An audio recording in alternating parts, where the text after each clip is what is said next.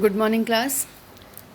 कल हमने सूर्यकांत त्रिपाठी निराला का जीवन परिचय सूक्ष्मावलोकन सहित आपको बताया था कैसे लिखना है, और निराला जी के जीवन के कुछ महत्वपूर्ण तथ्यों से भी आपको अवगत कराया था। उनके जीवन में जो घटनाएं घटी प्रमुख रूप से वो बताई गई थी आपको। अब यहाँ उनके द्वारा रचित कविता दान, जो कल पढ़ना आरंभ कर दिया था, आज उसी के आगे से कल हमने पढ़ा था कि निकला पहला अरविंद आज, देखता अनिंद रहस्य साज, सौरभ वसना समीर बहती, कानों में प्राणों की कहती, गोमती क्षीण कटि नटी नवल, नृत्य पर मधुर आवेश चपल। यहाँ तक पढ़ा था।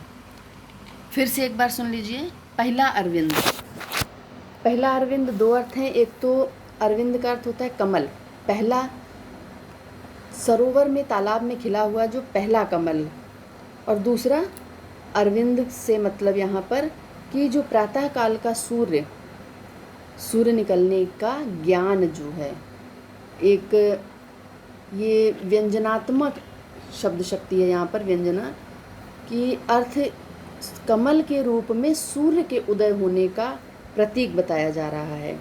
और अनिंद जिसमें कोई दोष ना हो, अनिंद का अर्थ होता है जिसकी निंदा ना की जा सके, अर्थात जिसमें कोई दोष ना हो, अनिंद्य।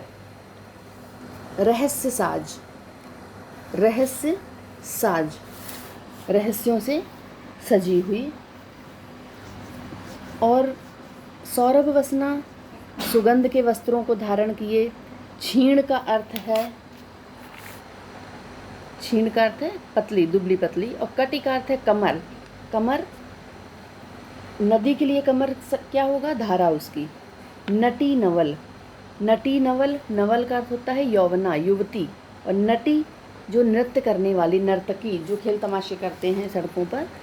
नृत्य पर मधुर आवेश चपल। अब इसकी व्याख्या देख लीजिए। यहाँ निराला जी ने प्रकृति के सुंदर श्रृंगार को देखने के लिए सुंदर सा वर्णन किया है, प्राकृतिक वर्णन है, जो निराला के हमने जीवन परिचय में पढ़ा था इनके भाव पक्ष में कि इनकी रचनाओं में प्रकृति चित्रण भी पाया जाता है। वही प्रकृति चित्रण यहाँ पर देखिए आपको देखने को मिल रहा है। निराला जी कहते हैं कि प्रकृति के सुंदर श्रृंगार को देखने के लिए, सुंदर श्रृंगार अनिंद का अर्थ है सुंदर या जिसमें दोष ना हो, निर्दोष। रहस्य साज, सुंदर रहस्यों से सजा हुआ इस संसार के, प्रकृति के इस श्रृंगार को देखने के लिए पहला अरविंद, पहले सूर्य निकलने के रूप में पहला कमल खिल उठा है, खिल गया है।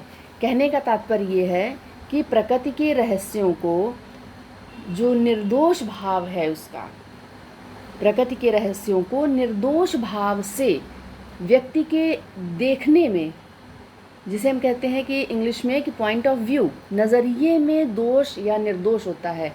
कोई भी चीज़ किसी व्यक्ति के लिए गलत हो सकती है और वही चीज़ दूसरे व्यक्ति के नज़रिए से देखने पर सही हो सकती है।